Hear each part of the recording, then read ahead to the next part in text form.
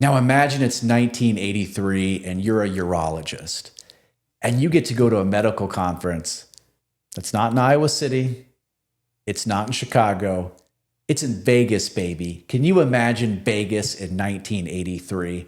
Bright colors, Ferraris, Lamborghinis. I'm imagining Miami Vice, except cooler and in the desert. What a trip. And at a time when not everybody had cell phones either. Everybody must have been really, really excited to go to this trip. And now you're at the conference and you're in the audience, and a professor from England takes the stage, and he's not wearing the traditional suit and tie you would expect from someone who had both a PhD and an MD. He's wearing kind of a loose-fitting tracksuit as if he's working out at, I don't know, Gold's Gym or something like that. And something seems to be a little bit odd, like he's particularly excited about something. Let's go ahead and talk about the story of Dr. Giles Brindley and how he shook up the world, brought us modern ED medication, and made a statement that people are still talking about today. So Dr. Giles Brindley was born in 1926. He served in the Royal Air Force over there in England before studying at Cambridge. Ultimately, he received both a PhD and an MD. And I don't know if you know anybody like that, but they are not normal people. They are absolute geniuses. Well, Dr. Brindley was the exact same thing. He ended up working at London's Institute of Psychiatry. He was obsessed with fixing this problem known as ED today. Little known fact, ED is a phrase that's actually coined by Pfizer so that people would be more comfortable buying Viagra and asking their doctor about Viagra. That's absolutely true. At the time, it was just called impotence, right? He was obsessed with it because in the 1970s, if you had impotence, there was nothing a medical doctor could do. They would tell you to go see a psychiatrist. Well, Dr. Brindley knew that the penis is basically just a matter of hydraulics.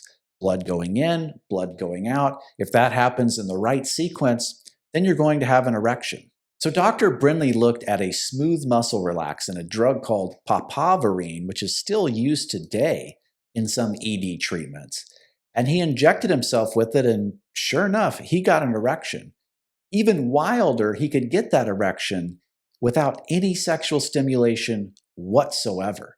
And he knew this was an incredibly powerful discovery, and so he booked himself a trip to Vegas to show it to the world. Now, I'm originally from Missouri, and I call that the show me state, and Dr. Brindley was not from Missouri, but I would say that he carried a similar understanding of the world, that sometimes seeing definitely is believing.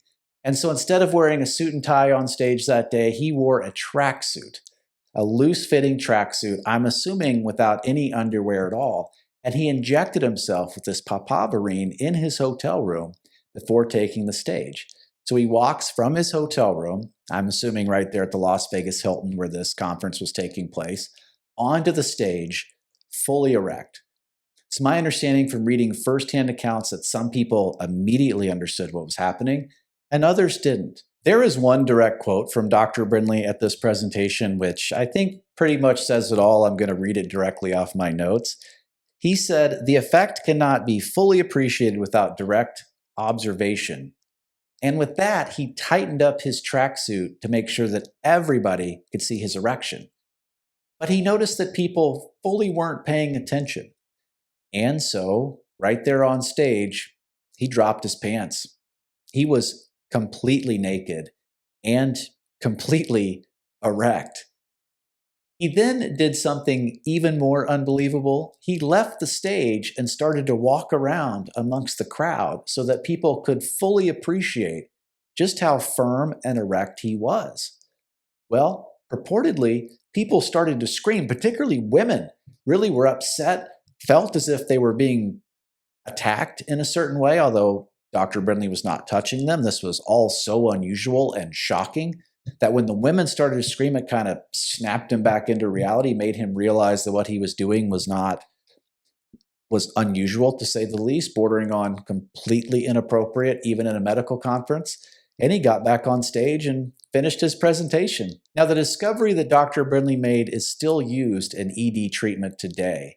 It's one of the ingredients in something known as Trimix, which a lot of people use. It's considered to be a second-line treatment for men whose first-line treatment, like Viagra or Cialis, didn't work. Now, we're talking about a guy that got on stage at the Las Vegas Hilton at a medical conference and showed everybody his hard penis. That's not even the most unusual thing about this. The most unusual thing is that he didn't try to profit off of this at all. He didn't patent it, although he very clearly could have. And some of the things he discovered with ED were used by American pharmaceutical companies later to develop things like Viagra and Cialis and some other treatments.